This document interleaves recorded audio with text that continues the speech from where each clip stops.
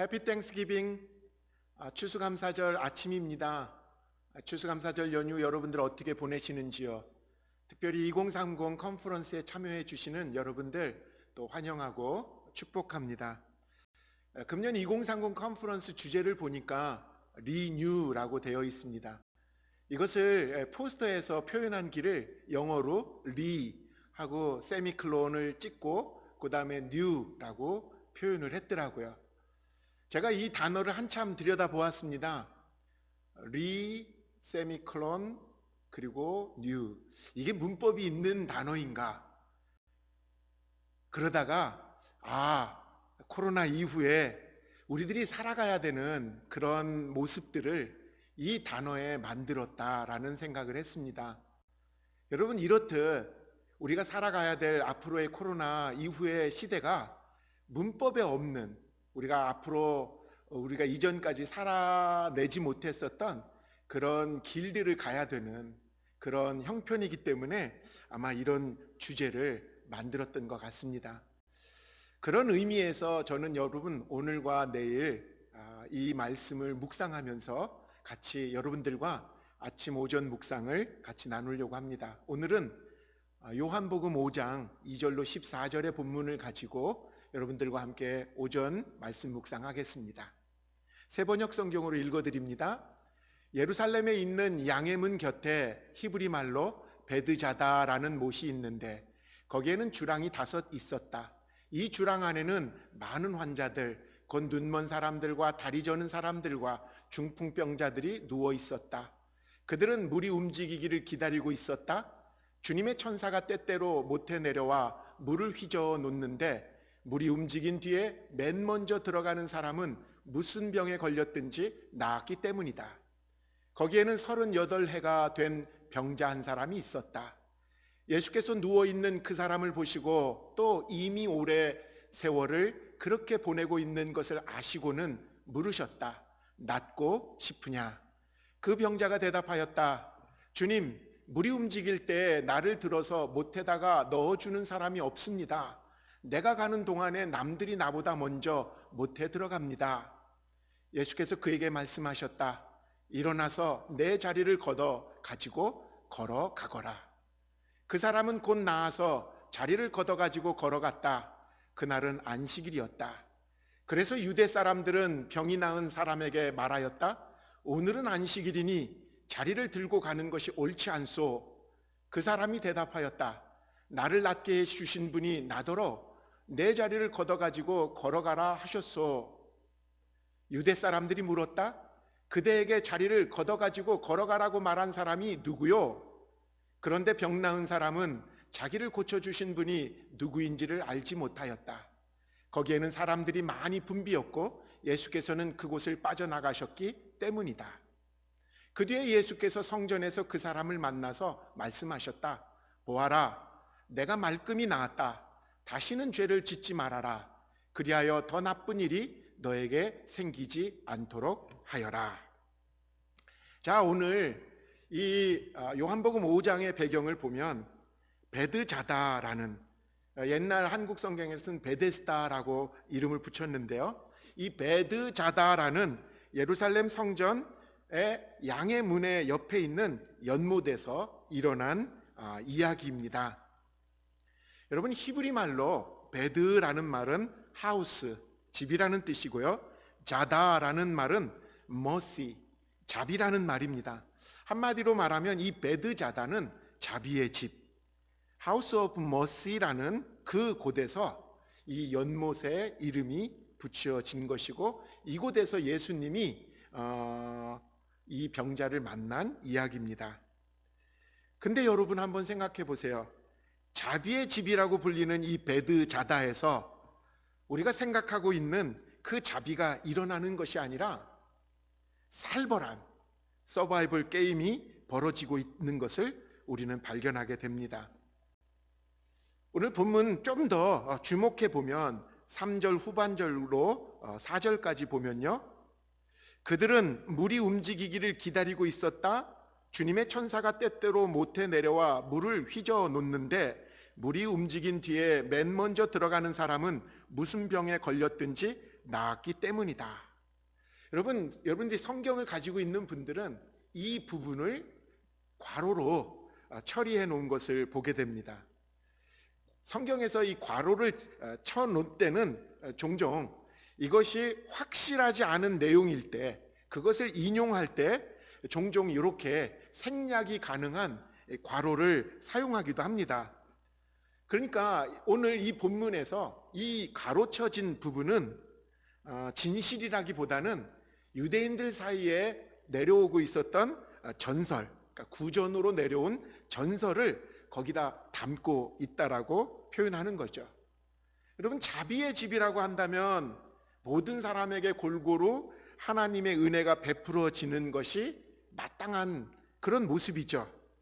그런 하나님의 자비의 마음이 나타나야 되는데, 하나님의 이야기를 한다고 하면서도 이스라엘 사람들의 전설은 그 하나님의 자비와는 거리가 먼, 마치 생존을 위해서 모두가 경쟁자가 되어야 되는 정말 냉혈한 이 경쟁의 현장을 만들어 놓은 것입니다. 모두가 천사가 내려와 물을 요동치게 하는 그때를 놓치면 안 되니까 막 눈이 빠지게 기회를 엿보고 있는 사람들의 모습. 물이 움직이면 누가 먼저 갈까봐 가장 먼저 그 못에 뛰어 들어가야만 된다라는 그 이유 때문에, 여러분, 승리자는 딱 하나, 최고 먼저 들어간 사람만이 생존자고 그 사람만이 그 생존 게임의 유일한 승리자가 된다라는 사실이 어쩌면 여러분 그때나 지금이나 1등만 살아남는다는 이 냉혹한 사회의 현실과 이 요한복음 이 베드자다라는 연못의 모습이 이렇게 묘하게 겹쳐 보이는지 모르겠습니다. 성공지상주의 이 사회에서 누구나 성공하는 건 아니죠.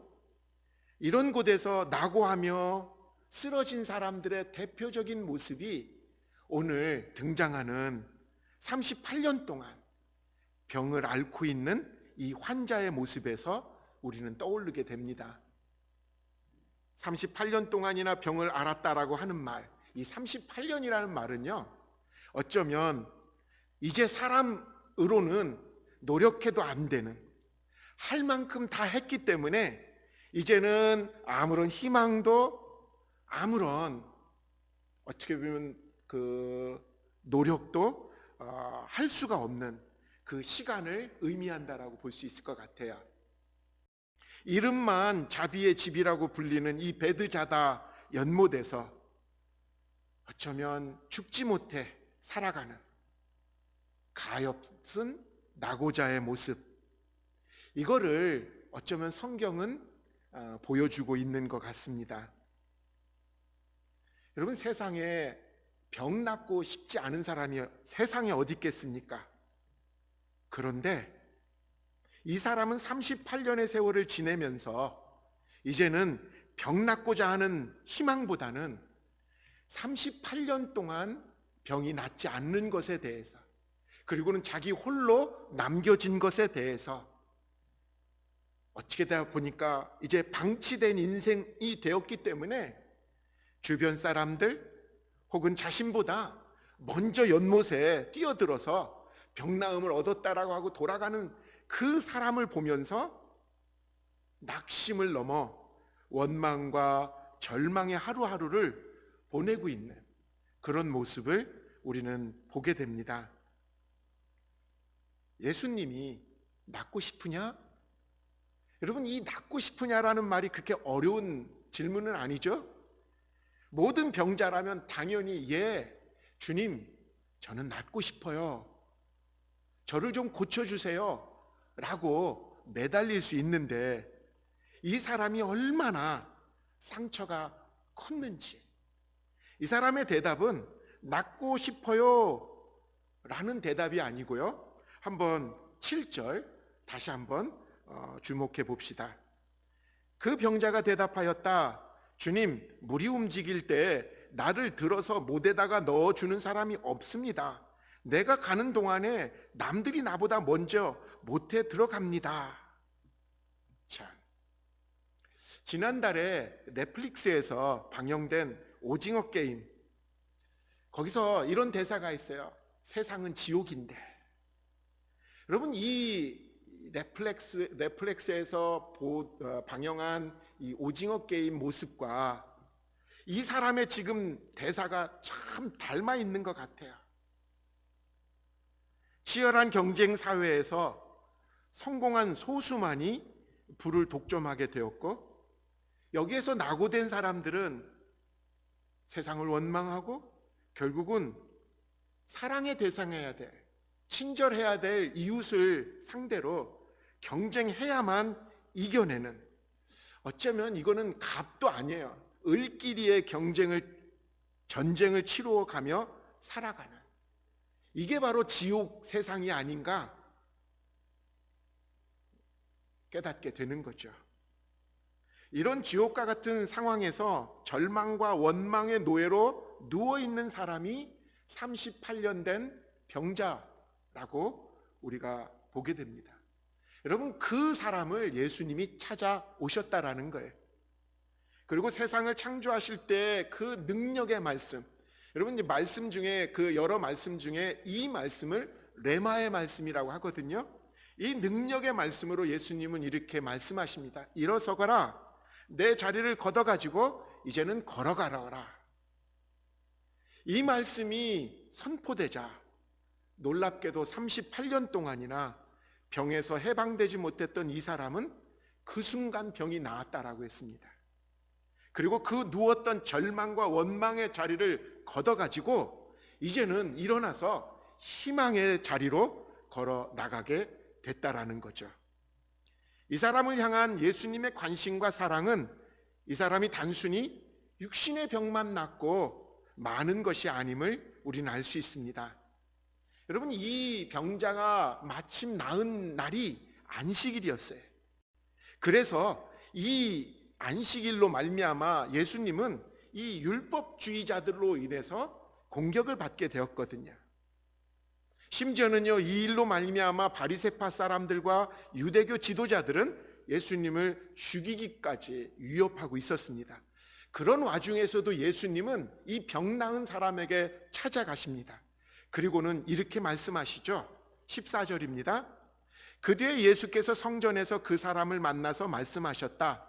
보아라, 내가 말끔히 나았다. 다시는 죄를 짓지 말아라. 그리하여 더 나쁜 일이 너에게 생기지 않도록 하여라. 38년 동안 절망과 원망의 자리에 지냈던 이 사람은 도대체 무슨 죄를 졌을까? 움직이지도 못하는데. 한번 생각해 보십시오. 저랑 여러분들이 오늘 이 사람이 38년 동안 움직이도 제대로 못하면서 무슨 죄를 졌을까?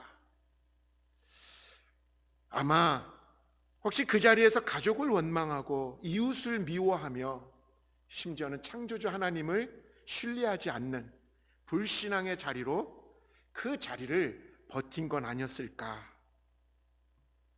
우리는 세상의 1등만 기억하는 더러운 세상이야 라고 욕하면서도 이 세상을 변화시키기보다는 이 세상에서 경쟁에서 지치지 않으려고 더 열심을 내고 더 노력을 하면서, 심지어는 그러다 보니까 주변 사람들을 내 이익의 기준으로 도움이 되고 안 되는 사람으로만 구분하고 대하고 있진 않는지요. 예수님은 이 사람의 미움과 원망과 불신앙의 모습을 정죄하지 않습니다. 왜냐?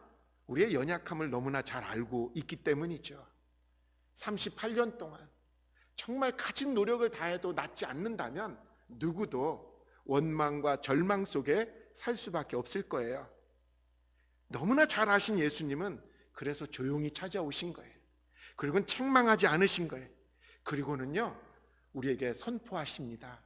그 원망의 자리를 걷어내고 희망의 자리에 걸어가라고. 예수님은 말로만 하신 분이 아니죠. 이 38년 된 병을 알아 절망의 깊은 수렁에 빠져 있는 사람에게 예수님은 그 절망을 당신의 그 십자가의 더 깊은 절망으로 삼켜버리신 거예요. 여러분, 그 절망이 절망으로 삼켜지니까 이제는 뭐예요? 예수님의 부활을 통해서 희망과 생명이 주어지게 되는 것입니다. 사랑하는 여러분, 예수님이 이 사랑만이 서로를 피 흘리게 하는, 경쟁을 강요하는 이 지옥과 같은 세상에서 서로를 향해서 우리 함께 살자 하고 손 내밀어 주는, 그래서 세상을 변화시킬 수 있는 사랑의 능력입니다. 오늘 하루 여러분을 보시며 물으시는 주님의 음성을 여러분들 한번 곰곰이 생각하시기 바랍니다. 너는 정말 낫고 싶으냐?